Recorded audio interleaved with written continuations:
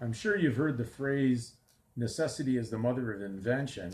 Well, the state, as you know, we know the whole world's lying in the power of Satan, the master deceiver. He works in the world of fiction and pretend. We know money doesn't grow on trees, so certainly, if it was necessity, how could you go get it? Because it's not in reality. So in the fiction, in order for him to uh, make this artificial child, he added a name to its real name. We know that in the Canadian dictionary, the Gage dictionary, it says under definition of surname, a name added to one's real name. So your reality name has nothing to do with this. It's his fictitious world. So the materialistic world has to have a materialistic name. So it required these trade names. We'll call them additions. But these surnames that came about were for the purpose of trafficking and commerce. But they were not, of course, on a spiritual side, to be used by you for anything other than the public good. So necessity is the mother of invention.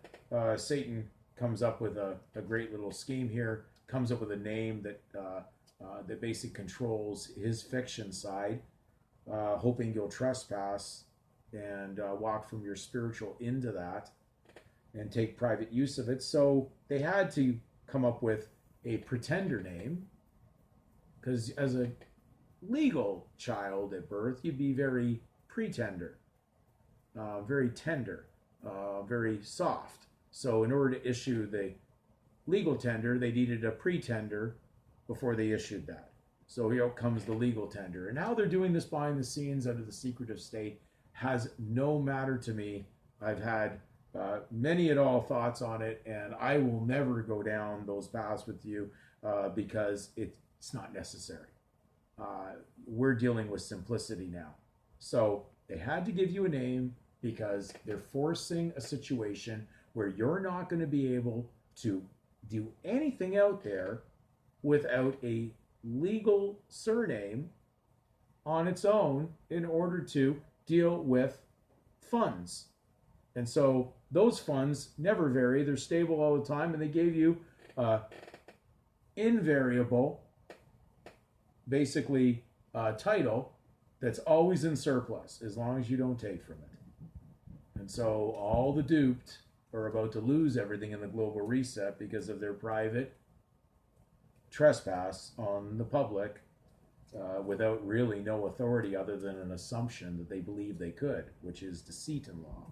But they license you to do that. So Satan's really very, very clever at that, and very amicable towards letting you in on that one to enter his world. So the child had to be given that because necessity has no law. They required to give you that, or there'd be no possible way to function in the monetary world of this secular world that we're surrounded with until all that is abolished by Christ.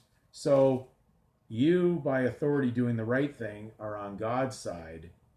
You're not on the side that's sinning and seeking mammon, which is gain for your own private use, which is selfish, not giving fish as Jesus did. He gave fish, he didn't sell fish.